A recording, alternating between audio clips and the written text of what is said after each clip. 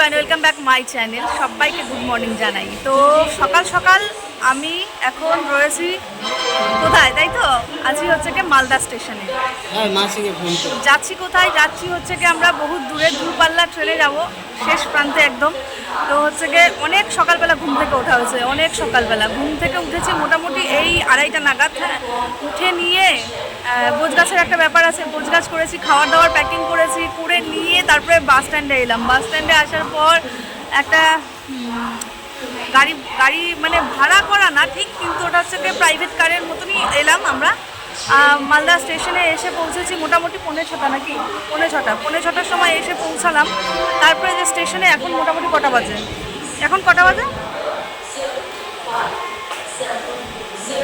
মোটামুটি ওই 7:30 আমাদের স্টেশনে ট্রেন চলে এসছে। আর আমাদের ট্রেন হচ্ছে কি মানে ট্রেনের টাইম হচ্ছে কি 8:50। তো ট্রেন চলে এসছে আমাদের, ট্রেন স্টেশনে আমরা মানে উঠবো, পরিষ্কার হলে পরে উঠে যাব। আমরা অনেকে মিলে যাচ্ছি।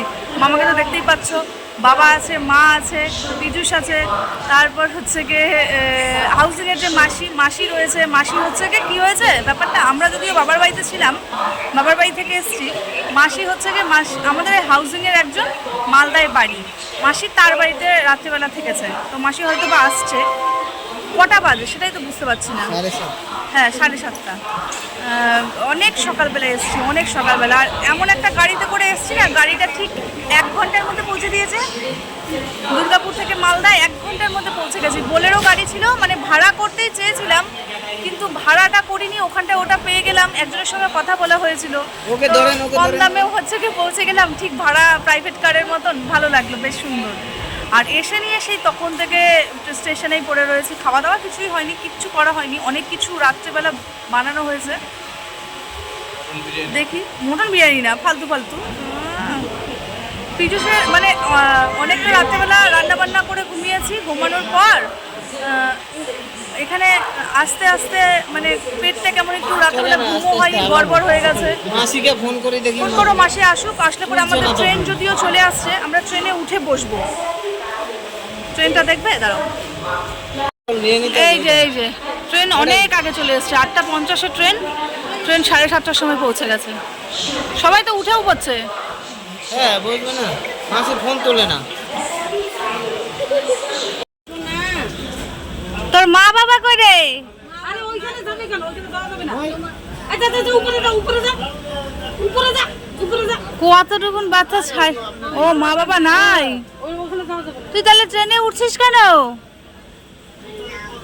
এদিক দিয়ে নামে না, ওদিক দিয়ে নামো, যাও ওদিক দিয়ে নামো। সুজন বলছিল আমি ডিটেইলসের এটিএম এ পাঠাবো, আমি পাঠাই দিস, তাও এটা দিয়ে দেবো। কষ্ট লাগে, মা বাবা নাই। গেল নাকি দেখো তো, ওদিক দিয়ে দেখো না, গেল নাই, মা বাবা নাই। আমি স্যারের সঙ্গে রায়গঞ্জ পর্যন্ত চলে আসতাম, স্যার গাড়ি নেই।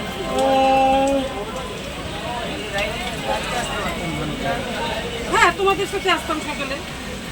হ্যালো কৃষ্ণা, অন্ধকার।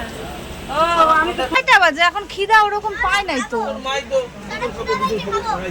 ছেলেটাকে খাওয়াই দাও, ছেলেটা যদি খায় ছেলেটাকে। কি রাখবো? আরে আবার এখানে ব্যাগগুলো রাখবো, এখানটা ব্যাগ, জল আছে, এতগুলো তো আটবে না।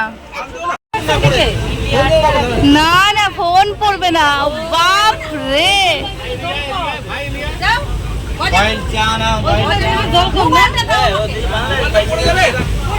দেখছো ফারাক্কা নদী?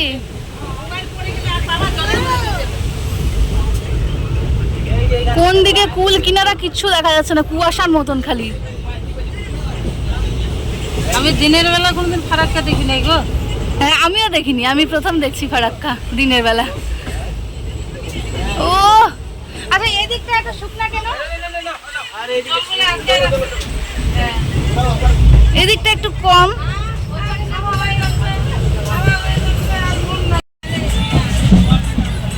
ফারাক্কা জংশন মাত্র পার করেছি, তো যাচ্ছি কতদিনে পৌঁছবো জানি না, বুঝতে পারছি না।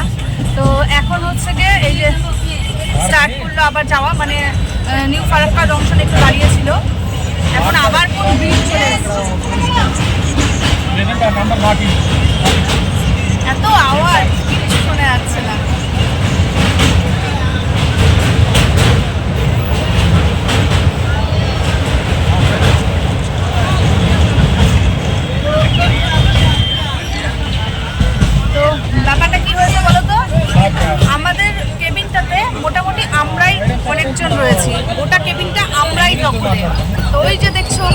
এখানে খেলা হচ্ছে লুডো, সবাই মিলে লুডো খেলছে, এত ওরা ওদিকে মত্ত হয়ে গেছে, মানে এতদিনের জার্নি তো একটু মজা করে না গেলে তো চলবেও না। আর এইদিকে আমার ছেলেও খেলছে গেম।